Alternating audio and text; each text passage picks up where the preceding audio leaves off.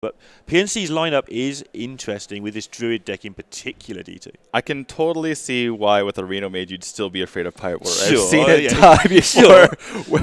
It's like even when you have Reno in hand, you're just dead by turn 5 anyway. You need other ways to stall and kind of get that, make sure you don't die, especially because Pirate can be so potent. But this is really interesting because, we should go into what these decks actually are. Right. This is not a Jade Druid, folks. This is a pre-Gadgetzan Malagos Druid. The only Gadgetzan card in this deck is Burgly Bully, or Burgly Bully, as we like to call it. If you get the old deck, you take out Yogg and you put in the Bully. The Bully. That's it. That's the deck build. And Exactly. the purpose of that is it is strong against Reno, but it has a little bit more play against things like Rogue, because traditional Druid is just getting murdered by Rogue right now. Right. And so it's still not that great against Rogue, but it has a little bit more going on with those giants, with the Bully, things that you can't sap particularly easily, etc. And if you think about it, it fulfills the role of Jade Druid anyway. Jade Druid is extremely good, notorious for defeating any control deck as long as it has enough time. But this deck does a very good job of doing it anyway because of the old Malagos combo that you can just kill people with. And no one's playing extremely late game control warrior anyway, the things that typically would have trouble against. There is the removal warrior, but it doesn't have as much to get on the board to really compete with Druid early game. So typically Druid wins that as well. Yeah, it's a really interesting match. And I suppose we haven't seen more of it, but PNC never scared to bring a strange lineup, and nor is Impact. He's another guy. His lineup's actually reasonably straightforward as it happens, but Impact's another guy who is not scared to innovate if needed, and we may see him holding something back for the top 12, because they can change their decks before the next 3 days. Speaking of Impact, the one thing that he had in his deck that a couple of other players brought, but not everyone, since everyone's bringing Reno Mage, but in his Reno Mage he's brought Ink Master Solia, which is pretty nice, but not maybe quite as late game oriented as you would normally be accustomed to. Yeah, it's an interesting card because the amount of tempo you can get from that card, if you get there, is actually huge, obviously. But it also slows you down because getting there is harder when you have a clunky 7-drop in your hand. So. Yeah, absolutely. Well, clunky 7-drops are always going to be there in the Reno Mage. You have to put something there in order to win those long control matchups, whether it's the Antonidas or the Medivh, the Freeze Rage Mage or Rage Freeze Mage, whatever you want to call it, or Rage Freeze Reno Mage, I should call it. It's not actually Freeze Mage, but bit of a mouthful as well. The Freeze variant, as it were. But this is going to be pretty interesting between these two players, and I want to compare their rogues because both of them brought 2 questings in the rogues, which not always standard. We've seen people bring Shaco, we've seen people bring double questing, but looking at PNC's, I think I remember his actual lineup, the name of his deck was called Roll High because he brought double questing, double conceal. Looks like we might have trouble with our feed here. I'm not sure if the viewers are getting just the opening screen with PNC and Impact, but that's what we are getting. Hopefully that's not the case. Yeah, it does sound like they're playing we hear the moment, sound. Production, please help. But we currently are not seeing the games. So well, we have radio. We have patches coming out. It sounds like patches to me. I've heard that sound way too often over my games, I'm afraid. Patches, obviously, very distinctive, and I think we've all heard him once too often. All right, so unfortunately we don't know what the viewers are watching. Hopefully they have the actual video, and we're the only ones in the dark. But either... All right, looks like we have a message from our producer that we're starting in a few seconds. And not sure what those sounds were. Maybe they started the game already, but what if... Sorry. All right, that was a test game. Sorry about that, guys. All right, so we were a bit confused. We just had a test game, and we thought that the game was starting, but, things happen, especially in the first game of the day. Just get the kinks out. Yeah, get it over with nice and early before the real action starts. Again, these two guys will have, especially Impact will have a point to prove. But I think PNC feels that he doesn't get enough respect given his accomplishments over the last year as well. I mean, every Hearthstone player ever feels they don't get enough respect, but I think he's one with a very valid point. I hate to stomp on the drama parade, but or as far as the hype of this match, but Impact just told me he's like, I just want to get 3-2 and get out of my group. Yeah, sure. But I mean, this But he did say, if I beat PNC, it's all smooth sailing from there. Yeah, because this guy is going to... The way the lineups have come out and the way PNC has taken a bit of a chance going so many levels above everybody else, PNC does seem to be the guy to beat in this group when you've seen the deck lists. Right. And the thing is, sometimes when you get into a situation like this where you're one of the stronger players you're facing earlier on, it could very well come to like a tiebreaker situation, especially if you have the same record.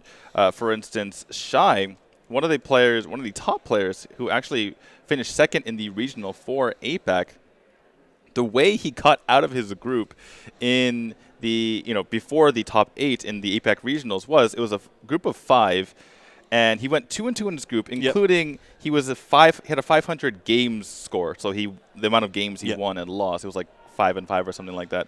But the way he got out, even though another player had a superior games plus minus, he exactly beat the 2 people that were tied with him.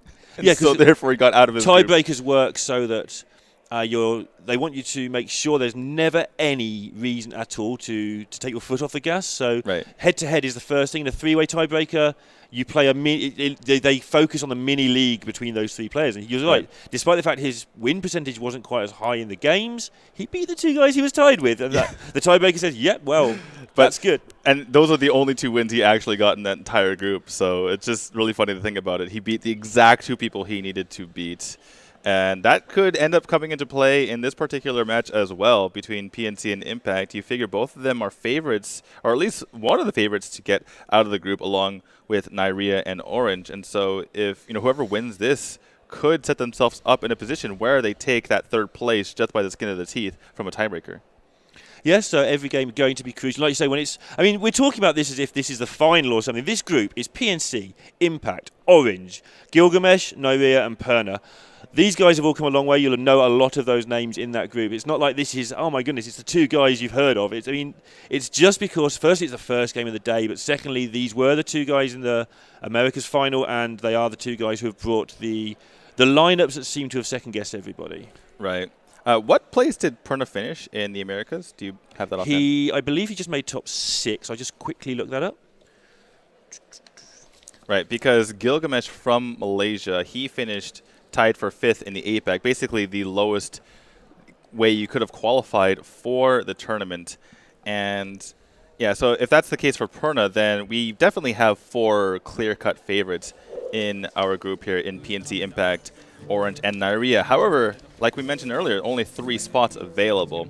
But all that aside, let's get into our first game. It's going to be the Druid versus the Renalog here from Impact. And this is an interesting matchup. We haven't really seen this a whole lot because Renalog wasn't run too often pre-Gadgetzin. It just kind of died off as a deck. It was actually a lot more Zoolock on the other hand.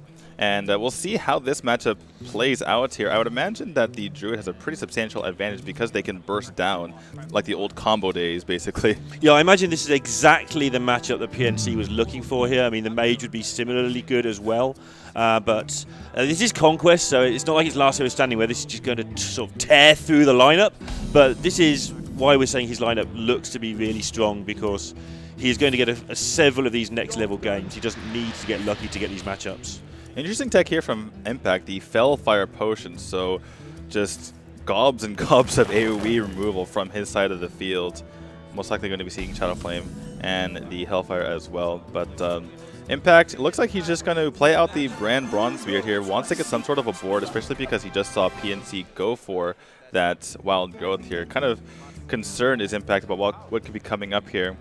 And as far as PNC is concerned, might just Feral Rage this down. It's somewhat tempting to go for the Gadgetzin right now, but if you wait a turn, then it could be pretty nuts. And we can see, in fact, that it will indeed be pretty nuts with this Twilight Drake that's going to be very difficult for Druid to get rid of. He has 1 Mulch, I believe, in his deck, but that is all he would have to get rid of a 4/500 Twilight Drake. Yeah.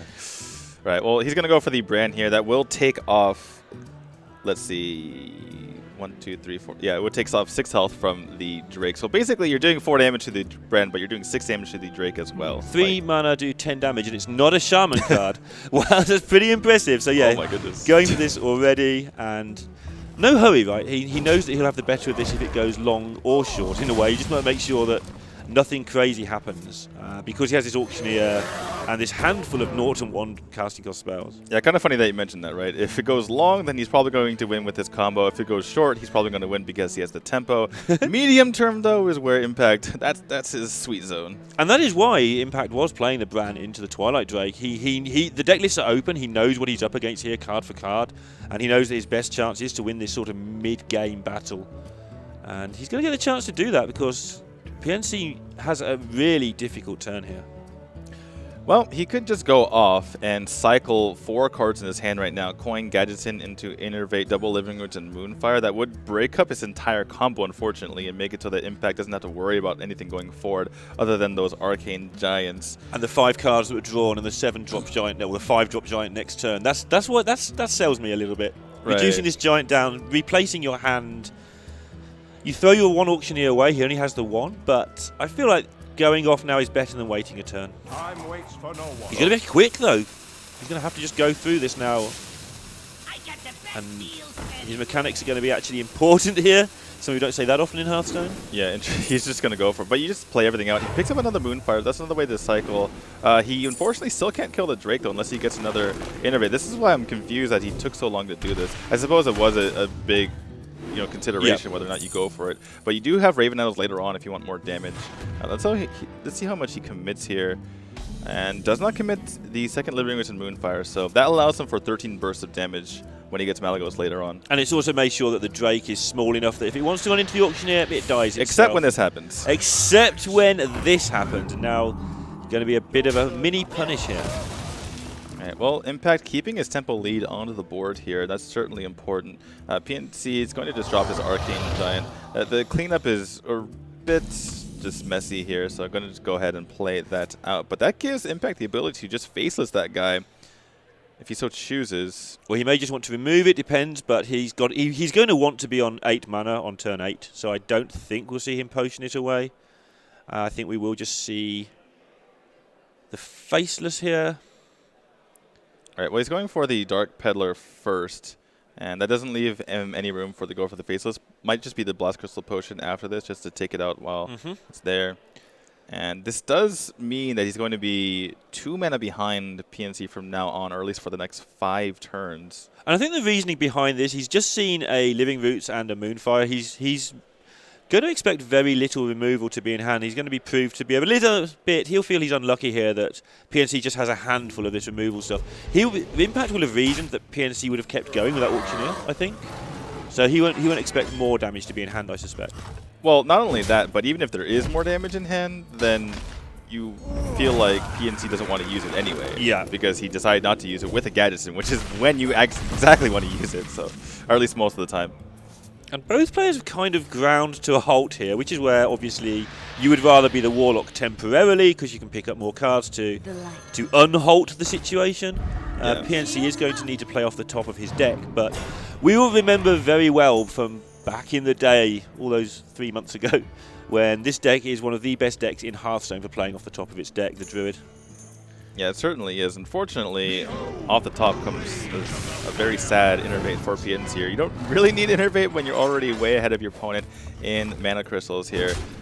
But, Impact just playing a small dude, just getting it onto the field. He probably was worried about that Fandral coming down, but not even a Wrath to contest the board here for him. And Impact's going to be really happy to see that. Yeah, and so much removal, so much of the combo has gone from PNC's hand. That's going to allow Impact to tap a little bit lower than he would normally tap. So he can draw more cards than he would expect to draw in this matchup. And yeah, he's got enough stuff to just keep a little bit of pressure. And a little bit of pressure versus this particular hand is going to put PNC under a bad spot. But this Raven Idol. Yeah, this Raven Idol is really huge. I was about to say, considering everything that's come out already, all of the burst spells, the cheap burst spells, I should say, from PNC, and the Arcane Giant just coming in the exact wrong order, right? You want your mid-rangey sort of minions first so that you can get the removal out. Impact was able to use his premium removal on a premium target. And yeah, so now PNC is not left with a whole lot. In fact, Impact has both Twisting Nether and Siphon Soul if ever the Malygos comes down. So there's never going to be a situation where PNC can cross his fingers and hope that Malygos sticks, because it's not going to. Yeah, and you know what card would be really nice right now? Fandral.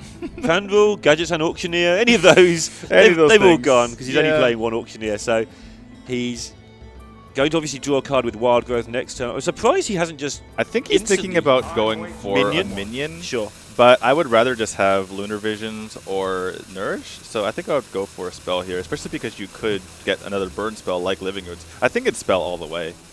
Yeah, I'd be interested to see. He has played enough spells that his Giants are going to cost 0. Are we having a connection issue? Maybe there's a connection issue. Yeah, I it doubt looks like we're going to have to find out what's going on here for you. This would be very unfortunate, this regamed.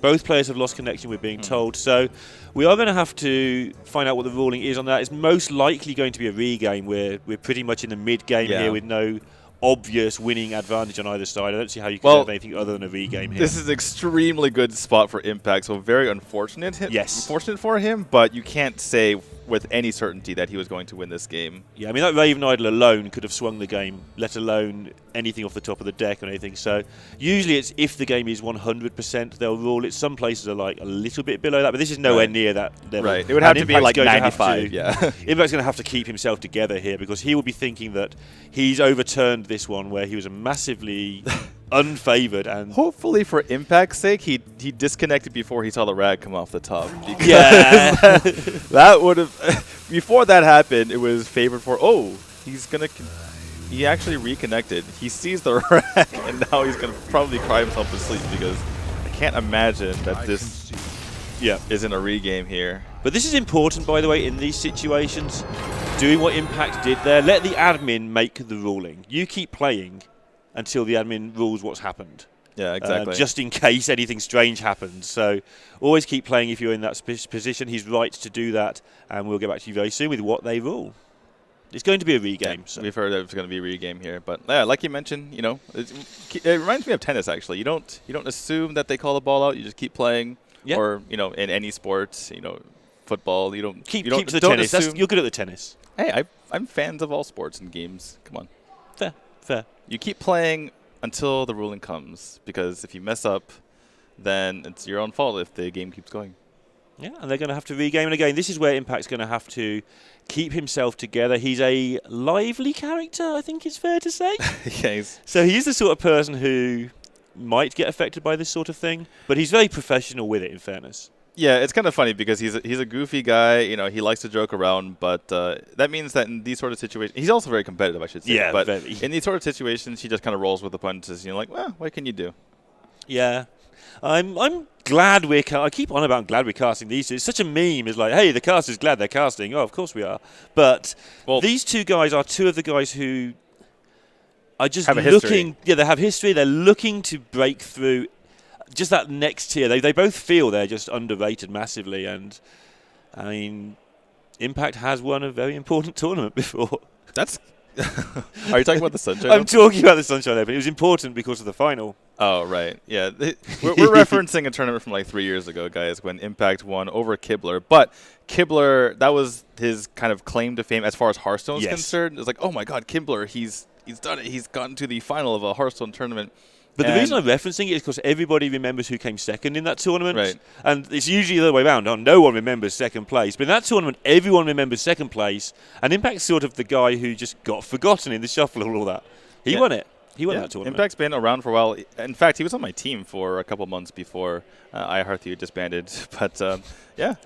But this entire tournament is, it consists of players. Obviously, apart from the big players like Sixo, Orange, and Iria, but there's other players who are kind of on the redemption trail, people who have been, up and down as far as, their Hearthstone careers are concerned, or they've had, one appearance, but want to have a more lasting, effect on the players, or the more influence on the viewers. I'm thinking of people like Talion, who qualified for the Winter Americas. I'm thinking of players like obviously Impact, who's had a little bit of and they tested together for the America qualifiers for this, and they just dominated the group stages. They both won their groups. Yeah, exactly. And just to finish up my thought before we get into the next game here, players like Bunny Hopper, obviously he's trying to build his name. Staz, who qualified twice, but he got a denied visa when it came for the Spring Championships. And then, Duna in the Japanese scene is actually pretty big. And then, who was the other player I was looking at? Shai, who just won the Thailand Majors. So a lot of players trying to build on some past success that they've had. Yeah, it's, and also, obviously, just to get here, there's been a certain amount of success as well, because we keep iterating. These qualifiers was a long process, it was a long, open process, and so these guys have done well already. Anyway, we are back into the matchup, and fairly similar. PNC does have a fairly poor hand again, and Impact has the things that he would want, give or take. Yeah, it feels bad to say it as a commentator, but looking at these hands, I'm kind of pleased that PNC has come up with a bad hand again. Yeah, it seems to be a fair starting point based where the game was left. PNC definitely has a chance, which he did before, but he's going to have to work for it. And that's kind of where we picked up.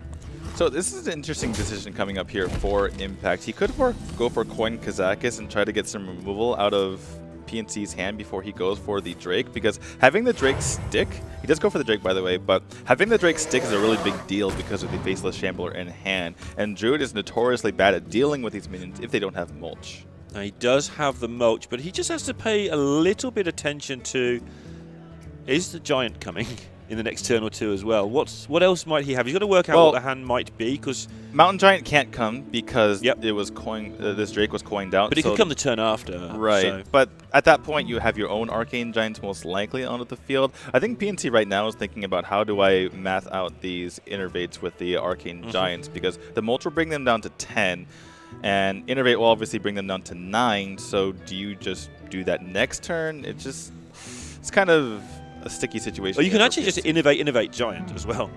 Right now, right. You have 9 mana, the Giant will cost 9, you have an 8/8 on the board, shut your eyes and hope they can't deal with it. Right. But then the rest of your game is then terrible if it goes wrong. Exactly. You have 6 mana the next turn, your Arcane Giants are still 9. You can bring them to 7. That's actually not the worst. But you lose to Shadow Bolt, like on the spot. You've emptied your hand and Shadow Bolt trade just like ruins your game. And then you can't mulch the next turn. Yeah. So theoretically, if PNC knew the hand and knew that Impact didn't have Shadow Bolt, he could have gone for Innervate Giant, and then the Faceless Shambler comes down, he trades, uses the mulch the next turn, and then on 7 mana he can play his other Arcane Giant, but that's really risky, obviously. Yeah, PNC takes a lot of time to... Look what came off of the mulch. Just an Ancient Award. Who's the Druid now? Wow. And this... Let's see if we can get this.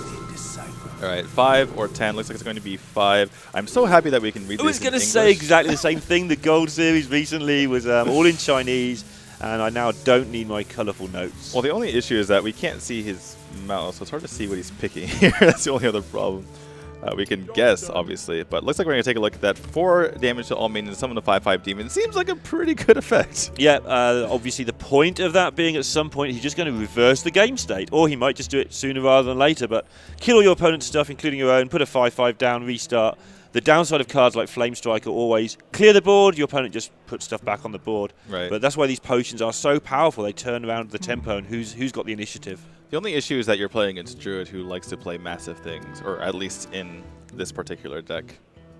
In this particular deck? Well, Jade Druid, at least likes in the to play early, massive things. Later on, they like to, but they need to like build up to that point, right? They need to make these smaller Jade Druids. And, you know, if you're having to struggle to deal with the 1/1s, 2/2s, and 3/3s, then you're never going to deal with the later ones. And theoretically, this potion here from Impact would be able to deal with that, but not as so much in this case. But PNC taking his time once again here, and obviously the Innervate will help him get to his Giants, but he's just trying to think of all his mana. I don't blame him for taking his time, because he needs to map out the next 4 or so turns with these Innervates and Giants. Yeah, he's got to work out whether he wants to try and play both Giants in one turn, and that could be at any point, maybe next turn now. He could also be thinking, you know, what if I just play this super slow, get Giants out eventually, and then I have double Innervate for Malagos. Sure, especially as as the Druid, when you have this hand, Moonfires and things are wasted, but if you can just use all right, them, I like it. Just 5 make a mana 5/5. Make a 5/5. I do like it, because otherwise you're taking too long to get stuff on the field. He could not have actually tapped, or else he just overdraws, and he has Faceless in his hand. And he has a hand full of removal as well. What's the plural of Faceless? Just Face Lie? That sounds like a bad illness. But yeah, something like that. But yeah, he's got so much removal in his hand, and the Druid only has... What can you kill for 4 health? Auctioneer, 1 or 2 bits and pieces, and Maya Keeper. You might as well just save the things in your hand and get on with it, and that's what he's doing. Well, Siphon Soul comes down here. Unfortunately, Impact doesn't know that there's 2 more large minions in the hand of PNC. He could maybe surmise that that's the case because of how PNC has played these last couple of turns. But he may also think there's just a handful of Moonfires and Innovates. He also has Ancient of War too. I forgot to mention. He could just play that to get in front of the Giants. So and he's already seen Mulch. So Uproot! No, don't uproot. Really don't. Yeah, uproot's probably like a bad idea. Especially because you have Hellfire in hand to take care of the Giant afterward. A lot of AoE in hand right now.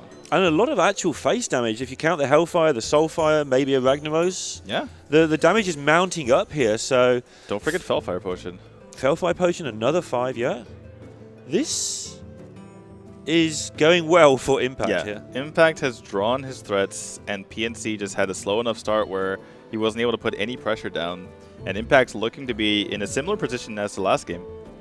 I wonder if he just tempted here to play Malagos.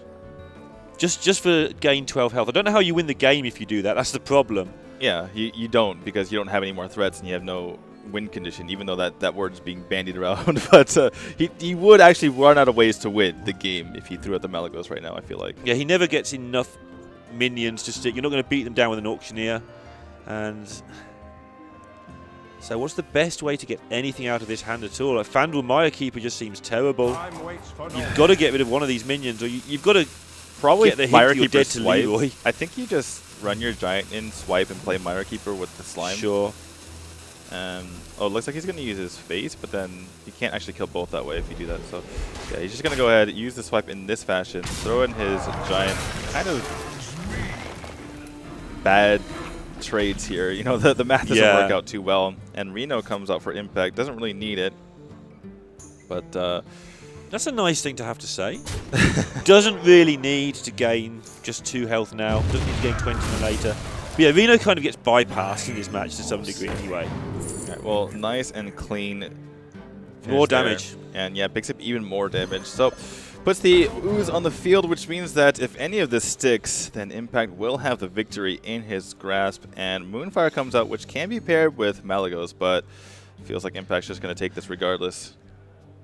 Yeah, I can't see any sensible way where you clear this board and actually have anything left to win. I guess you've seen the Siphon, so I guess you innovate out the Malagos, but we can see that this hand is just full of damage. All of the damage. And Impact's going to take a 1-0 lead any way he likes. Yeah. Let's look at how Impact decides to go about this. I'm actually curious. He can faces the Malagos and Soulfire the face. I like that one the best. And that's what he's going for. The Let's second case of who's the druid now. Just 9 you. Well, Impact goes for the Mali Warlock strategy and just kills his opponent. Mali Druid Warlock. Seems pretty good. So before coming to this tournament, in your preparation, did you feel that people soul-firing their opponent for 9 was a big part of this metagame? Well, it's happened in the past. You never know. You know, you always could be ready to go. Such a fence-sitting answer. It's a joke. It's a joke, Lorna. Come on. It's a joke. Sorry, I don't do fun particularly well. Man, you know, we have players from all over the world. You don't know what kind of metas they have in Africa, so they could be bringing Mali Warlock. You never know. You're not up to date with the African meta? You should be. No. I'm sorry. I did all the research I could. Just couldn't get up to date in the African meta. But that's a 1-0 lead for Impact. Pretty big win. And so far, PNC's Druid is not looking too great here. We mentioned that it's probably going to deal pretty well against control decks. And you were saying that, you know, it can kind of survive against more of the aggro decks, especially because it runs double Feral Rage, has the Burgly Bully too. Moonfire even is a survival card. Right. The only problem is you're taking out Moonfire, or you're putting in Moonfire, and on the other hand, if you had Jade Druid, then you'd have a lot more other options like Jade Idol and Jade Blossom, which are other ways to kind of fend off the aggro by getting early mana and early minions. Yeah, and that game just showed why Jade can be so devastating against the right matchup. It's not the cards, what they do. This deck does the same things. It's the 1-1 that appears, or the 2-2 that's just there to challenge. That board of a 3-2, a 3-3, and another weak minion was a challenging board, whereas the Jade bits and pieces would have actually challenged that board back and be able to tidy up some of the mess. Right. And it ran it at PNC out of cards, just clearing up garbage minions. Yeah, just a 2/3 from a Jade Spirit, a 3/6 Jade Behemoth, just get it out on the board, and you have, oh, by the way, makes Jade Yeah, Golems now your as well. ooze is garbage, Yeah, rather exactly. than a 3/2 threat. Yeah, that's going to kill me. So yeah, that is the downside, and that's kind of the reason why metas are created, right? You can't just pick a deck from an old meta and bring it to the new one, because players have created these new decks for a reason. They counter exactly what they face on a daily basis, and I know it's one game into it, but the fact that Impact basically beat him twice with the same deck, it's a really bad omen, I would say. But hold reservations until we get to I still think this Druid deck is going to be fine, but I understand. One thing I've liked about the Gadgets and meta is, and I don't think we've had it quite last this long with any previous meta, is the meta part of it is still developing. The decks are starting to settle down a bit now, but the actual, oh my goodness, now today I have to beat this, tomorrow I have to beat this, next week I have to beat this, that's still rotating really quickly. Yeah, I like the situation on ladder where every hour it could change, right? People realize what other people are bringing, and then you kind of switch it up. It feels like the last time that happened was pre-standard, I feel like. And I think that for Karazhan, it was really just straightforward. It's like you play Shaman or you don't. Yeah, play Shaman or play a different game. Exactly. Bit of Overwatch in your spare time. Yeah, exactly. I did get a lot of Overwatch in, but it looks like we're getting into game number 2 here. Going to be the Rogue here from Impact against the Shaman here from PNT. It is an aggro Shaman. And I love how I don't have to even say the Rogue. It always ends up being this way, right? The people try different things with the Rogue. They tried the Jade Rogue. Questing Rogue is what we can go with, though. He's playing double questing. That's a thing that not everybody does. That is true. They are both playing questing, just to throw that out there in their Rogues. But it's funny because it's just always going to be Miracle Pirate Rogue. But like you mentioned. But that's it, right? There's 26 slots, and then do you want 2 saps? How many questings for SIs? And off you go. Right. Do you want a Shaku? Maybe. Anyway, my point was just basically like Rogue just always ends up being Rogue. Rogue always ends up just being Rogue. But looks like we're gonna have a 10-10 Van Cleef going all in, not even holding on to the prep here. Just prep into nothing into Van Cleef seems good. And Impact says that's a 3-turn kill. Yeah, and not only is it a 3-turn kill, but even if you deal with this without Hex, so you just run your minions, what word did I just say? Repeatedly, you just run out of stuff. And the Rogue is usually reasonable off the top. It can just do Rogue things and go preparation into nothing, but it just needs to pick up a Tomb Pillager, and this will be a almost guaranteed win. Well, considering what Impact has already played so far, he's played a Counterfeit Coin, a Backstab, and a Preparation. He's probably going to have real cards, minions, board presence, etc. Right, well, picks up a Cold Blood. I'm curious to see if he just applies to the Van Cleef, but it doesn't increase or decrease the clock, I should say. It might if he gets 2 attacks in, and he gets 2 attacks in with his dagger, he can get an Eviscerate off to win the game, but most of the time not, especially when you're getting 1 damage anyway. But that's fine, yeah. You're getting 1 damage Cold Blood, yeah. Doesn't seem too good. And one of the things that is surprising about this matchup when this happens is this is just going to be a stomp, but sometimes the Van Cleef gets dealt with by something, but the Rogue just finds ways to do the last 8, 12, 16 damage surprisingly easily. Right. Unfortunately, PNC, the thing is, Impact put so much effort into this Van Cleef that if PNC threw 3 cards into 3 removal spells, it would have been fine. But unfortunately, he doesn't even have that. And he's just sitting here with a bunch of minions. Usually that's really good against Rogue. You just throw so many minions that they can't deal with all of them. But at the moment, it's just not working out very well for PNC. Yeah, I mean, this Van Cleef is going to be unstoppable. He's working out his outs. I think he might be working out, do I have to play this Blood Mage just to draw 2 cards, or are there no 2 cards that save me? Anyway? I think he's also thinking, do I need to roll a Taunt Totem here to save myself 10 damage? Sure. When you get to this point, you're thinking, am I really at a 1/4 chance of winning or lower? And the unfortunate situation is probably yeah. But going to go ahead and fight the good fight. Questing comes out the top here. I feel like he's just going to play that naked just to make it so that PNC has more than one thing to worry about. Yeah, I mean, the way the things get dealt with here is a Lava Burst, but that would have been played last turn. It couldn't have been played because he's overloaded. But right. I mean, you just don't care. Right? You're committed on turn 1, or when you make the 10-10, your course of action is decided. You have to just play everything on curve and shut your eyes. Right. Impact's probably worried about, I think, Flame Tongue Totem plus Lightning Bolt coming up here from PNC, so that takes care of his Van Cleef pretty easily. It leaves behind a 5-4, and so from there, PNC could construct a victory even though he's so low on health. Yeah, you can just read Dagger if you want. I'd play the questing. I think he chooses to read Dagger. I mean, whatever he chooses, I wasn't going to argue with. Well, what Impact can do now is play the questing into Cold Blood if this Van Cleef doesn't get dealt with. And Patches off the top is not what PNC wanted to see.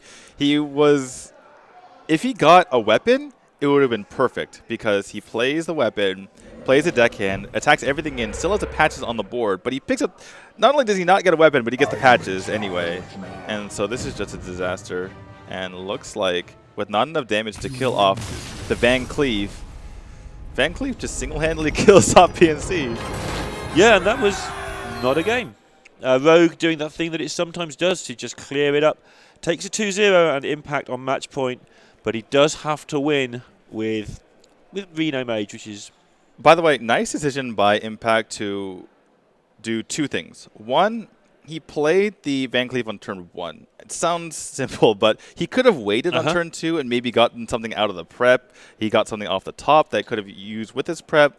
Just some other thing where he could have dealt, or for instance, he could have gone for like coin, dagger, and then he went backstab, and then attack it with the dagger, and then gone, coin, prep Van Cleef the next turn. But that obviously gives PNC so much more time, and that extra turn, especially with the overload mechanics, is huge. The other thing he did was he went for prep right off the bat. He said, I don't really need to use this. This is usually going to be used for tempo later on, but it's even better tempo? Having 2 more health and 2 more damage on my Van Cleef. And we've seen games where the players held back on the Van Cleef a turn, and we know that you guys watching would all make a turn 1 as big as possible Van Cleef, but we've seen guys hold back and just get tempoed out because of it. The 3-4 hits in, you play another one, and suddenly the Van Cleef only hits you 1 less time, and suddenly you're on 12 or 15 health still, and it dies, and you've drawn a whole handful of preparations, and you lose the game. So Impact worked it all out, like you say, and just dumped it on the board, which is the pleasing play to watch from our side as well. And the funny thing is, it seems like such a waste to use prep in that fashion, but if you think about it, it's a 0 mana +2/+2, 0 mana Mark of the Wild essentially. Well, if that was a druid spell, you'd play that card. Yeah, you're like, that is broken. But the real, obviously, differentiating factor is that there was no way for Aggro Shaman to deal with it. But we are getting into the next game here. It is going to be the Burgly Bully on the side of PNC here, bringing out the Druid once more, going off against the Reno Mage here from Impact. And PNC setting out his stall right from turn 1 against the Mage. I'm going to beat you with combo, choosing not to do anything with the living roots, just saving it for damage. By the way, Burgly Bully would have been really nice to get in either of those games against the Arena Lock, but unfortunately unable to pick it up. A big favourite in this match, you would imagine, though. And not as big as Jade Druid, though. Just throwing it out there, just saying. Not as big as Jade Druid. You played a lot of Jade Druid, I remember this. Yeah, I am masochistic that way. I climbed from like 4,000 to like 100. Wow, with Jade that's Druid. a lot of Jade Druid. It's a fun deck to play. You ramp, and you ramp some more, and then you make a lot of big guys, and you kill them. And then with 12 hours to go, everyone switches to Shaman and ruins your day. I know, it was so bad. I was like, I'm going to get top 100 this season. Nope. Shaman says, Okay, so PNC... I think I like the Bully. Go for the Bully. Do you go for the Bully this time? Because how do you deal with it? How do you deal with it if you're on the side of Impact? You have to throw spells into it. Sure. And then you nourish. Because you have a bunch of coins. Yeah. Right? I think I'd like getting rid of the Blood Mage first, but you're right, he's going to Bully. Well, if you get rid of the Blood Mage, then they develop the next turn, and then you're like, well, I gotta get rid of this, and then it's a never-ending cycle. Oh, is he going to just hero power down? Deal this down? So now really is going to be hard to deal with. Yeah, and you're fine with that getting fireballed because it's a lot less pressure on your face. You get to just do whatever you want. And it's the right play because the Frostbolt would have done 4, then he trades in the Blood Mage and Ping, and that would have cleared it with 1 spell. Yeah. And now how do you clear it with 1 spell? You're just nowhere near. You cry yourself to sleep. We were talking to the players earlier, and they're like, yeah, Burgly Bully, good card. It's really hard to deal with. Impact's going to ping this down 6 times. Yeah, I don't think you can afford to take 24 from it right now. That's the other thing. It's not a small minion. Yeah. So... It's kind of like the new Spectral Knight in a way. Wow. Well, that's what people were saying. Flashbacks. That's from the players themselves. But we're going to get a Nourish here. And this is the other thing now. The Nourish for cards or mana situation is sometimes quite a difficult decision. It's not a difficult decision when you're about to get a whole bunch of coins. It's a lot easier. Yeah, especially with the Giant in hand where you get to use those cheap spells. But yeah, here we go. Impact just going to play out his own Azure Drake here to contest against the Bully. And that allows him to potentially ping it off if PNC doesn't get rid of the Drake in other means. Yeah, he's kept back quite a lot of removal this time around. This is the sort of hand that he would have loved to have in either of those other matches, the other two games against the Reno Lock. So this is a very interesting situation here for PNC. Do you go out of your way to kill this Drake with spells to keep your Bully on the field, or do you just go for the easy trade here and force your opponent to ping? Both I can see him doing, but looks like he's going to go ahead. I think if you bring the Bully, you protect the Bully. That is true. That sounds like really bad advice to teachers, but it's like you're going to bring it to the game. I think you're there to have it on the board, and that's what he's chosen to do. Well, Reno comes into Impact's hand, and obviously, I mean, he could just play a Temple Reno right now. It does heal for 8 I think anyway. he has to. Yeah, makes sense. There's no other sensible way to challenge this Bully. Reno, get in there, get us rich, deal with the Bully. So somebody's going to be rich, but one of them's going to get a load of gold coins. Yeah, who is richer, the Bully who steals money from people, or Reno? Thinking. So Reno gets rich, and then the Bully just steals all his money. That's so absurd. Who's the real rich one here? Oh my goodness! Wow, that's deep, especially at this time of day. Right, so PNC just going to tidy this up.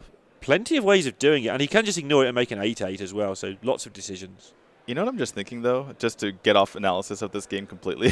Sure, go for it. The golden Burgly Bully, the coins are falling out of his bag. So that's because the auctioneer's stealing them. But when the auctioneer gives you good deals, he doesn't steal from you. That's what he says. Have you met any auctioneers, D2? I suppose I haven't. Okay, so Inkmaster's going to get some good work done here. This is why this card is played in his deck. This huge tempo swing that's going to come about, like making two good-sized minions, killing the 5-cost minions, basically. Yeah. 7 mana. That's pretty good. Oh man, Nexus Champions are on. That needs to die, and when you kill that, you're leaving behind the Inkmaster. Both golden, by the way. I'm loving it. So beautiful. But all the time, PNC's hand has been completely different from that other game we saw. He is now being able to reduce the Giant's cost at will. He's just the deck's functioning how it should. The removals tying him with the spell damage, things are getting tidied up, and he's under no immediate danger of death. He's got to be a bit careful, but the removal spells are going to remove the things he wants them to this game. Right, Living Roots and Moonfire can take out the Sorad, and every spell he plays makes the Arcane Giant go down, so it would be down to 2. He can fit in the Raven Idol as well. In fact, he can fit in both the Mire Keeper after that, so it looks like it's going to start with the Raven Idol. He needs to hurry up a little bit so he can make his decision. Yep. Doesn't need to mulch, but it looks like he's just going to do it anyway. But yeah, he can play all these cards. And then he can get the Giant down. Seems reasonable to me. Alright, Coliseum Manager is not the greatest to get off of the mulch here. No Ancient of Wars this time, and gotta hurry just a little bit here. Yeah, PNC did this a little bit. He does this. It's a thing that he does. Is takes his time. Like someone like Life Coach ropes a lot, but he is in control of the rope. PNC does get himself in some situations where actually he can misplay because of the rope sometimes. Alright, so went for a minion, got the Aya, which is pretty decent, even if you haven't developed any Jades. Because I was gonna say this is what happens when you don't bring Jade Druid to a tournament. You just play it by default. Yeah, 1-1-2-2. In combination with that 5-3 body. It's kind of annoying if you are the mage here, but back over to Impact's side. Doesn't have the greatest way to deal with the Arcane Giant. He can just start off with a Blizzard and a Frostbolt to bring that down to 3 health, and then he can Forgotten Torch it later. You can also Blizzard and maybe just Swampu to develop something, a card that's not much use, just to try and get something on board. Right, especially after you've just seen a Mulch and a Living Roots and a Moonfire. You don't know what came off the Raven Idol, but yeah, it could stick and it could allow to help with those trades. So he is going to ping things down and just be greedy with his cards. No problem with this. Yeah, this is actually less greedy, I think, because now he gets the guaranteed clear next turn.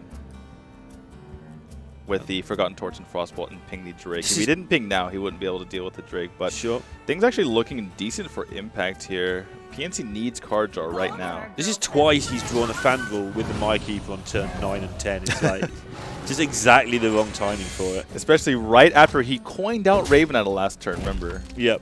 He didn't even... It wasn't like he just did it, you know, it's like, oh, I have mana remaining. He actually coined it out. All right, Fireball comes into the hand of Impact. That's actually pretty nice for him here. Impact's got a lot of damage in his hand. He's sporting 12 damage there. I think he still clears the board, though. Sure, just an option that he has with the Alexstrasza, but this board is pretty exciting. Got to tidy it up. Perfect mana here, just leaving behind a 2-2 and a 1-1, and he gets to shuffle that Roaring Torch into his deck. Things looking great here for Impact. PNC needs card draw. Yeah, and he's not getting... He's going to be able to at least challenge the board for a couple more turns, though, with all these minions. Right. But he does need to draw into something like an Auctioneer. I say like an Auctioneer. It's precisely Auctioneer or Azure Drake, I suspect, for him to really get into this game. He's running Nourishes too, right? I mean, he already used one Nourish. Yeah, one more Nourish. Right. So, PNC, decision time here. Does he commit to the board? Is he afraid of Flame Strike? Would Impact have played Flame Strike already? There was a 6 health Arcane Giant last turn. But I'm going to say that he would have used Flame Strike because people try to save their burn. Right.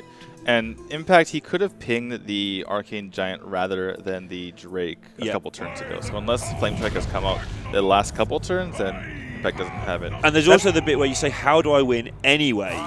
Like, if he's got the Flame Strike, I'm probably just going to lose this game anyway. Right. And if you don't commit enough where your opponent doesn't need the Flame Strike, then they're going to win as well. Or they're going to, yeah. So, 8 cards in hand for Impact here. He could just Cabal Courier the Flame Strike if he's feeling lucky. But Forbidden Flame, not too bad here. If he leaves himself with 5 mana, can take out that Thaurissan easy peasy. Looks like he's going to just commit to that, go for the Frostbolt onto the... No, just not even going to deal with the Thaurissan. Doesn't feel like it deserves his attention. All right. Okay. I like this from Impact. He's like, you know what? You have 3 cards in hand, and one of them's just kind of sitting there, so don't really care. It's just a 5/5. Let's see what the pickup is before saying another word, and it swipe. Swipe is okay. It's not the greatest. Yeah. Your opponent just picked up 2 fireballs, but they also used burn earlier, so you're kind of okay using swipe plus hero power and one of your 2/2s to take out the Antonidas. You leave yourself with a Fandral, a 5/5, and a 2/2, which is okay. Reno's gone, so any damage actually counts for once. Like, sometimes these situations you're like, well, a little bit. There's why do I Alex force Straza. face damage? There's no point, but... There is Alexstrasza, so it kind of sort of counts. Oh, is he? He's thinking about whether he wants to use his face. Yeah. Just not. temporarily, I think he was thinking of going all in as well. Just going 3 more to face. That little pause when he realised, oh, I can do that. Except fireballs. except ouch. All right, well, I think that just a couple of fireballs here, probably commit the ooze rather than the loot hoarder, because the loot hoarder doesn't really contest the slime because of the hero power. So yeah, double fireball ooze here, and you're in a pretty good spot as long as PNC doesn't pick up something amazing off the top. And I'm thinking like Malagos specifically. Yeah, and even then, I mean, you're not in a good spot if Malagos comes, but currently it's just a 4/12. Right. Just. Well, Nourish is good. the best card in his deck, I would imagine. With the Innovate in hand, this is a thing that could win him this game. Yeah, that Needs is to be good pickups. That's exactly what he needed. Picks up a Drake as well, That's perfect. and a Gaddison. That's exactly what he wanted to see here. Now, this is what this deck did. I mean, yeah, let's not forget, we've written this off a little bit, but this is what this deck has done throughout Hearthstone's history, really, is just play off the top so well. We can see now he has 6 or fewer cards in his library as well, so Auctioneer will be able to pretty much draw everything. Okay. Yeah, PNC went from likely losing this game to likely winning this game just that last turn with that set of draws there. Looks like it's going to be Volcanic Potion into Bran Cabal Courier. Impact's seen a lot of bursts, so he's not likely to die, though it's certainly a possibility here. But he's taking a little bit of a chance, obviously. Oh, just immediately went for it. He went for that so quickly, it almost seems like he accidentally clicked on the board. Possibly. And there's the Kazakus. So, a little bit of damage here from PNC will be lethal. And 2, 6, 7, Is that lethal? 2, 3, 7, That is 11. exactly lethal, It counting. is indeed. Well, PNC just gets there. Wow. And that didn't look likely for a while there, with Antonidas spewing fireballs everywhere. I hate to meme on you, but he needs those exact cards. I mean, yeah, but in fairness, he's down to 5 cards left, so he's Yeah, allowed to get that's those true. exact That cards. But is you're true. right, and he had Auctioneer in hand to get more cards. Right. Yeah, if it wasn't Nourish, it would have been Auctioneer into Innervate, But or he it would did have been need that Drake, Nourish, or that it would was- have been Rag. A Rag off the top would have been pretty Yeah, nice. Azure Drake may have done it into the nose. So he had decent combinations, but he did need to hit a fairly unlikely combination there, and Impact will be a little bit miffed again. He'll be fairly okay, though. He's got to beat one of these two with his Mage, although Mage versus Rogue, that'll be the last one, then we can have a big fight. Yeah, Mage versus Rogue is really interesting because of the way that it has been tested, and it was tested using decks that favor the Mage and not the Rogue. Which is these decks, basically. This is pretty much the lineup that people feel favours the Mage. And Well- PNC agrees he's going to leave. Well, I assume he agrees he's going to leave it till last game. Difference might matter, so you queue up the one you fancy first. I think, wait, when they had that show match, we're talking about Pheno versus Rage, Right, so by the way. Pheno played Questing Rogue. With did double play questing. Questing. He did play Questing, yeah. With double conceal? Question mark. With at least one. I think he played double Conceal.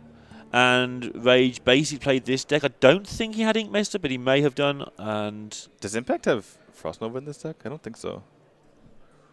why are you asking the awkward questions? Oh, I'm sorry. My bad. Reno decks We- don't fit on my notes.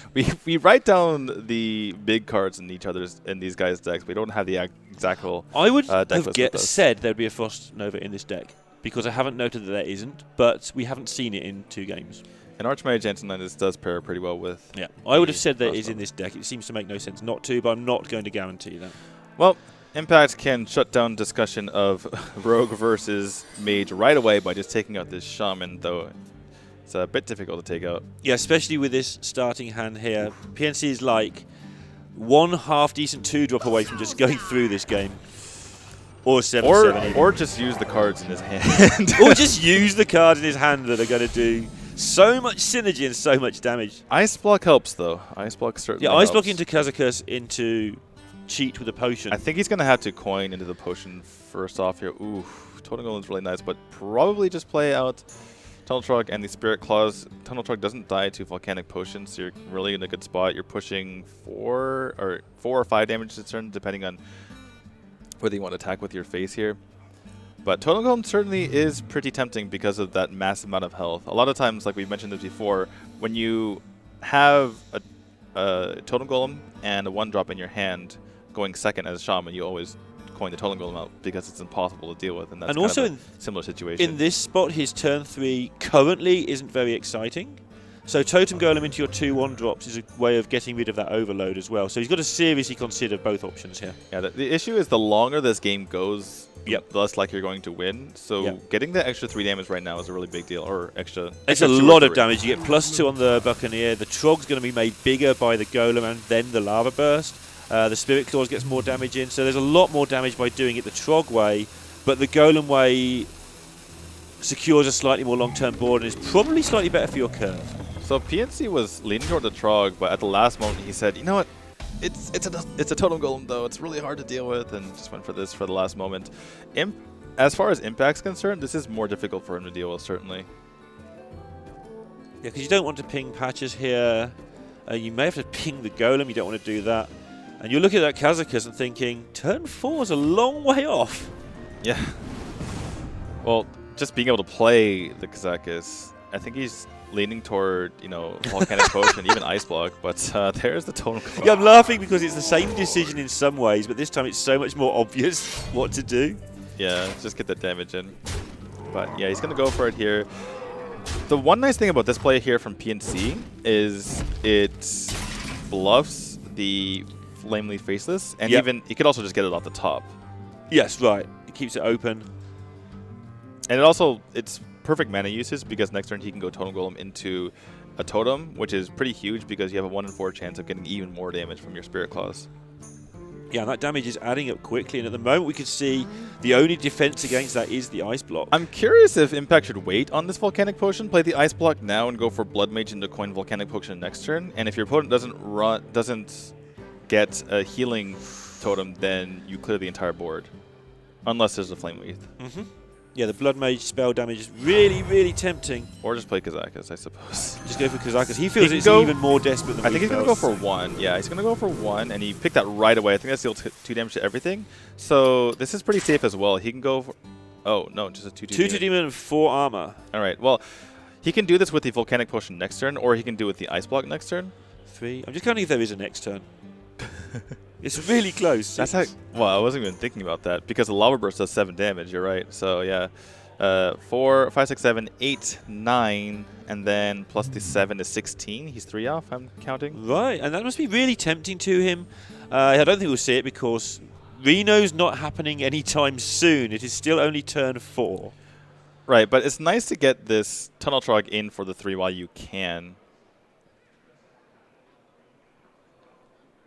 Also, in his mind, Impact's done something here. He picked the first part of that potion really quickly. So PNC's probably going to assume the worst. That's really interesting. I wonder if Impact just read that so quickly and was able to pick... I feel that immediately determine that he didn't get what he wanted and then just pick something else. I feel that Impact does have that kind of trickery in his playbook. It's something that he would do. Is before playing the Kazakus go, you know what, if it's not there, I'm just picking something to bluff it. Right. Right. Well, PNC is going all in, and a big part of this is obviously the fact that he's already seen the coin, and so now it's like either board clear or ice block. You can't do both. Looks like board clear it is, which means I think that Impact is nearly dead. He's going to get the 4 armor off of this Kazakus potion, right. But we're looking at a ton of damage here. 13, and we can see lots. We can see 13 in the hand 6 plus right 7, now. 13, yeah. Exact lethal in hand right now from PNC. Picks up the J-Claws, won't matter right now. And here we go. PNC has even up this series at 2 games apiece. Rogue versus Freeze Reno Mage. Rage Mage, whatever you want to call it. It's this matchup, and the one thing that everybody, to a man, agreed on is that it is much closer as a matchup than we first thought. Right. You know, even the people who were saying, oh yeah, the Rogue wins this easily, even they were like, this is close. Well, the thing is, we just cast a bunch of games at, for the Gold Series. A bit of a volunteer casting because we wanted to have an English cast for the people who are going to qualify for the Winter Championships. But in those matches, everyone was playing Shaku and no questing. Yep. So in my mind, I'm like, oh yeah, the mage wins obviously. But I played a lot of rogue, and whenever I played questing, it felt like the questing rogue was a huge favorite. So I guess we'll have to find out here in small sample size theater which deck will win. Yeah, we'll know for sure after this one game of Hearthstone because it's 2-all, which is the best of these 2 decks forever. The reason that the questing rogue is better against mage, however you want to word it, like less unfavored or more favored than the other rogues, is because you get that second lease of life. After the Reno, you can sometimes build up a board of just large questing, large Edwin, conceal. Typically, I like to build the large questing before. Sure, but you get the second chance. Like if you beat them down with pirates and then they Reno, you get the chance to do it all again. Right. The one thing you can do as the rogue is just throw a tempo questing, and then they have to deal with it. And they're not. If they use a volcanic potion, you're like great. If they use a Forgotten Torch, you're like great. That's less removal in your hand. That's the worst one, but at least that's something. And then from there, you just keep playing your larger threats. You play your Tomb Pillager, and then you just wait along. You just keep building a board, and until they deal with it, right? And if they don't deal with it, you just keep smacking them in the face, and you don't really care about putting more pressure on as long as you have enough. And then you have the perfect gadgets in where, by perfect gadgets, obviously you can't. People are thinking at home, well, you can't just get good gadgets in every time, but you wait. You wait for a long, long time until you can get the perfect gadgets in, and you just go off with that. Yep. Make sure you get all your damage afterwards. So then your opponent's sitting there like, well, do I Reno or do I deal with this massive board? Which ideally you've gotten a gadget and an Edwin on the field because you waited for that. You waited that long to do it. And PNC is playing double conceal. Yeah. A lot of people play 1. Some people play 0, which I always think is a bit peculiar, but it's a totally different build when you go that way. You play the SI7s. It's just more consistent as far as getting threats on the field. The 2 conceals does mean that in this kind of matchup, you have a far better late game. None of the late games are great for you as the rogue, but it gives you that second wind that I was talking about. And Impact didn't play the Doomsayer last turn, is allowing this Tomb Pillager to come down. Thank you. Right. But your opponent has to have exactly kind of Sure. coin into Yeah. that. I think it was right to wait and then put it into his turn 4, so the Tomb Pillager couldn't then come down on 4. But the way it's worked out has allowed this to come down. Spellslinger is very risky to give to a rogue with I'm not a fan, preparations. but Alkanai Soul Priest just for the body seems like the play here. yeah, 3-5 for 4, perfectly fine shape. Yeah, you're not that desperate that you need the Spellslinger right now. Looks like he's going to go for the Blood Imp instead. So what's he going to use it with next turn? Doomsayer? Just to have it a little bit bigger? Or he can maybe coin it. He's got options with the Blood Imp later. Give me a quest. All right, here we go. Questing Okay. Adventure. We're just going to go for the backstab right away here. Get the Conceal out, I would imagine. So this is really difficult to deal with. And again, this is the advantage of 2 conceals. You don't even have to worry about this play. You just make the play. Exactly. And Azure Drake's so good here because if things start to go wrong, you kind of rebuild straight away. Well, Doomsayer is going to put a stop. And you're right, At he's least going for a for moment. 8. This makes it a little bit more annoying to deal with, especially because PNC could have just played 2 cards and had the questing big enough to kill it with his dagger, but now he has to throw both in. So yeah, looks like it's going to be healing for at least. Well, okay, let's see. He can go. PNC can now go for Prep Fan if he so I mean, chooses. you're looking at Auctioneer and thinking Prep Fan next turn is so good, but the Prep Fan is so good. Prep this Fan is 5 turn as damage well. to the face. Prep Fan is 5 damage to the face. I think that's pretty good. And he gets rid of that annoying imp. I mean, Yeah. that's just a side effect. It's not really that important, but it is annoying. I think you just do it, yeah. Because the Gadgeting is nice, but you're not Gadgeting for another few turns Yeah. anyway. And one of the keys to this, obviously, you want to be in a position where when your opponent plays Reno, it doesn't matter. Oh, my mistake. I said 5 damage to the face. I meant 7 damage to the face. We knew. We knew. All right, here we go. And so Questing getting in there. yeah, threatening lethal, and even if the lethal doesn't happen, the Reno could be a bit sad here. Coin, fireball, and stuff. I think he needs to start going onto the freeze plan. So Cone of Cold with the Arcane Blast onto the questing brings it down to 4 health, and then you can Blizzard, and then you hope that from there it doesn't stay alive long enough. But you aren't killing the other minions, so that's kind of dicey, I suppose.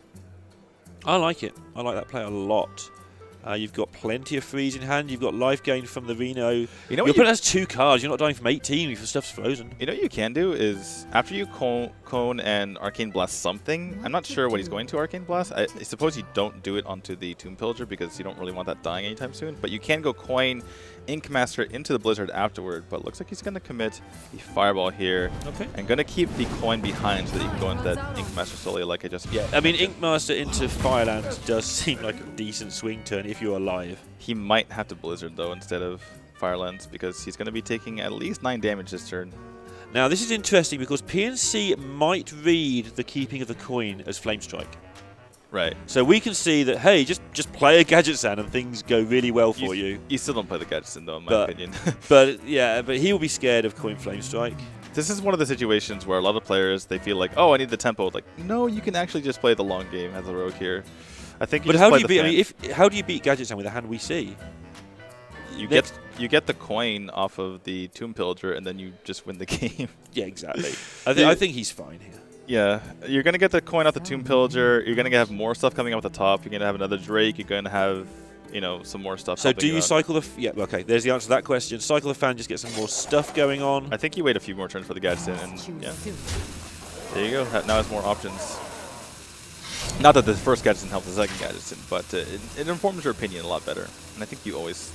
Yeah, it gives you a 4/4 for 6 that is just a minion you can put down as well, because you're in such close range to winning. I don't see why you wouldn't stab here, to be honest. Alright, well, Impact just going to go ahead and play out the Reno. Feels like going for the Ink Master here is a bit too risky. Yeah, your opponent's been holding onto those cards a tiny amount, like the Gadgets on the left especially. You don't know what's happening. Well, PNC has a bit of a choice here because he can hold on to his minions on the board, or he can, by going for something like Patches plus Eviscerate, and then probably using your dagger, just using the Patches to go face there, and just keep your board and force your opponent to deal with it, or he can go for the Gadgeting. And even if he goes for the Gadgeting, there's also the option of whether or not you throw in your Tomb Pillager to get that coin right now. Yeah, it's just an awkward turn. Even for this player, I like this. I kind of just wanted him to hold onto the Gadgetins even longer, but looks like he's going to pull the trigger right now. Yeah, you don't have infinite time here to try and set everything up, so I'm good with charting to try and get to that second conceal, that second questing, and dump down a big Edwin and challenge your opponent before he starts getting the freeze and the stuff we can see. The stuff in his hand is the stuff he won't want to see happen. Well, Impact will be able to deal with this rather simply. Just get rid of the Gadsden right now. No spells in hand for PNC, so can't get that second Gadsden going, but he still has a reasonable turn with the Drake and Patches and Van Cleave. Nice 5-6 comes out here for Impact. It's what you want to see out of those Firelands portals. So as a Drake into Eviscerate would clear the 5-6 if he wants to go that route. He's also looking at damage to face here though, because the line of, say, as a Drake, Patches, Eviscerate you in the face. Or, sorry, Patches, Eviscerate your face, Van Cleef. You can make some big stuff, but I don't think it's quite big enough. So you probably just have to play an Azure Drake and see where you stand. Yeah, the obvious downside of going for any sort of Van Cleave is you're worried about some sort of polymorph effect, but... And later on you can get a bigger one at the same time as a questing and conceal stuff. And that's one way to get it bigger, that Tomb Pillager here. Looks like it's going to be just taking out 5-6 here just to make sure that's not a nuisance going forward, but still very annoying here for PNC. Impact has managed this very well here. He has, but he's not winning anytime soon. He may get control of the game at some point soon. Well, once you get control of the game against the Rogue, you have won, actually. So. Okay. The thing is, when I say control, I mean complete control, as in you're not even worried about a big Van Cleave coming down anymore. Okay. But he's getting close. Impact's only a few more things to worry about. He needs to worry about the second Auctioneer, needs to worry about a couple of Cold Bloods, and this Van Cleave here. And the fact he's managed to hold on to this Blizzard means that conceal turn is a lot less frightening for him as well. Yeah. And these are the turns that made people sit up and go, oh, Mage is fine. Yeah, you're like, oh, okay, sure. You're not really dealing with my stuff. You're having to throw your Drake and your Patches into my But then these are kind of the turns where everyone goes, oh, maybe Rogue's fine. I don't know. I think Impact's got this. It's not really too hard to deal with this board piece by piece, just piecemeal. And there's the Frost Nova, so... Plenty of time now.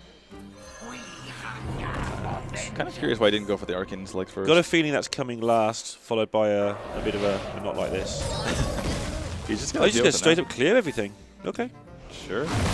Get the maximum you can while your blood maging. That is true. Yeah, he does need to get that damage in if he doesn't get anything off the top, though I imagine it's pretty likely that he does. But this makes sense, right? This is the last threat. After this, it's a Gadgetin. You don't really care about the Gadgetin. Yeah, the only threat is now there's one more. There's the last questing? No, there's one more questing, one more conceal. Unless Swashbuckler gets Antonitis. And you can't. You can Frost Nova it, but you can't Blizzard it now. So you get one turn, the conceal vanishes, and then you should have an answer by then. Should. This is a very desperate Gadgetin, by the way, here from PNC. Does get the Cold Blood, but doesn't have a Patches coming out. Let's see if he gets off the Swashbuckler. It gets a Kona Cold of his own, which is very nice for Rogue and getting that tempo going. Alright, another Swashbuckler. Let's see what we can get this time. Another freeze effect. Alright, Manic Soulcaster can put the Van Cleave back into your deck. That would have been amazing, but he can put his next questing back into the deck. Although it would probably be not a very big second questing, because you probably draw it at the bottom of your library. Alright, well, Impact just needs to deal with the Gadgetin. And not because it's drawing cards, but because it's an 8-4 that can deal you 8 damage, because at this point there's very little burn left in PNC's deck. Yeah, and Impact is now... All he has to do is set up this Pyroblast by weaving in... Like after this, just weaving in a bit of damage to face. Just ping the face 8 times. Yeah, just bits and pieces here, a little bit of burn to the face, and then just set up Pyroblast. And this is the situation that I was talking about. Impact has just gotten complete control of this game, and PNC is definitely on the back foot. There's the questing, like you mentioned. You just go all in, right? You questing, you soulcast, you cone, and you shut your eyes and you hope. Exactly. It only cost my soul. Well, and he is indeed just going to do that. He's got to do it. He's got to make it a 4-4. Impact could just Pyroblast the questing, honestly, and probably still win this game most likely. Please, Mr. Impact, don't have Flame Strike is what PNC's saying right now. Or just Forbidden Flame, you know. That works as well. So Frost Nova, and then ping the Ink Master, I would imagine, and then Forbidden Flame the questing before it gets out of control. You may not even bother to Frost Nova. PNC's threats are 1 Cold Blood, 1 Leroy, Yeah, true. 1 Conceal. I guess you're scared of somehow Leroy, Cold Blood, Conceal coming up. But there's know why no you'd be scared cycle. of that. There's no real card draw left Yeah. in PNC's deck. There's no more cycle. It's kind of over, but we've seen both Azure Drakes, right? There's the questing. And there's the Pyroblast target that we found. The third questing of the day. The third and final questing of this match by the look of things.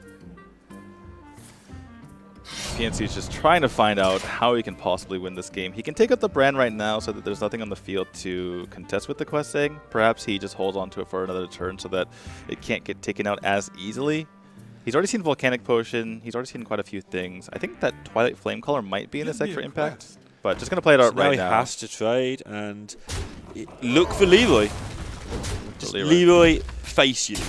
Except that wouldn't even be lethal there. There's the Flame Strike. So I think this is the beginning of the end, or the end of the end, as it were. The middle of the end of the end is that spot.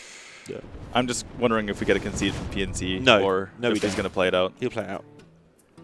All right, He there's the might Cold not. Blood. I mean, at the moment, Impact hasn't got any proof that he can't stop you from doing 10. So I think is there one more Eviscerate left, or have we seen both? We've seen both. So there really is just. Oh, I mean, sure. The Ooze can kill What PNC can you at this do point. about this with your dagger? I think I'll just read dagger because I've got nothing else to do anyway.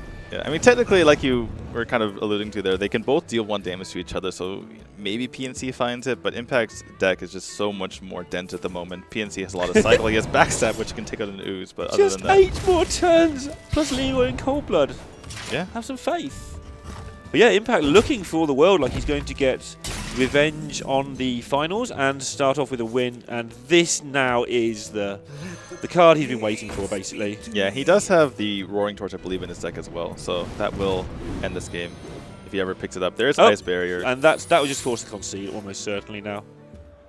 I guess PNC doesn't know which secret it, but it doesn't matter. He can't beat either of those two The secrets. emotes are coming out here for Impact. Responded to in kind by PNC. Ice Barrier is obviously the secret that comes out here. So, yeah, like you mentioned, it's just so difficult for PNC to find the damage, having already used 1 Cold Blood, already used 2 Eviscerates, and basically all the minions in this entire deck. There's a Forgotten Torch. I think I'm getting our games mixed up, but Pyroblast to the face is the play here. Acolyte getting it in there as well, which sets up lethal for next turn. But he can sap it. He can sap the Acolyte of Pain. What a play. Needs to sack the Acolyte of Pain to prevent lethal from his opponents. Not a situation you find yourself in that often. And there's no real way for PNC to get lethal next turn, so... Yeah, just going through the motions, really. Yeah. Thank you, says Impact. Thank you for just giving me something to do. Yeah, there's no healing in PNC's deck unless Impact decides to heal him up with Alex Traza. I don't think he's going to be trolling his opponent in a $370,000 tournament, but maybe. Yeah, ping the face, Frost Nova, that is checkmate. PNC's not going to be able to get out of this one unless he's teched in the heal bot, which is against the rules. And other than the obvious thing of you want to win, I think this is one of the matchups that Impact would most have targeted today. Most have thought, well, this is like a bonus win, with PNC having that scary Druid deck that didn't seem so scary after all when it played out. Yeah, exactly. Impact able to take it out twice in the same series somehow. Not really sure how that happened. Because he was able to, get that win with the Arena Lock, even though the regame happened. But very good win here from Impact. He did mention to me earlier that PNC was the one person in the group, because of the deck selection of all the players, that he was worried about. Now that he's taken him out, he thinks he's going to be smooth sailing to either that 1 or 2 spot. And like you say, he felt that 3 and 2 was good enough, and he felt that this wasn't one of the 3. Exactly, yeah. So he's in such a great spot now. PNC... kind of the same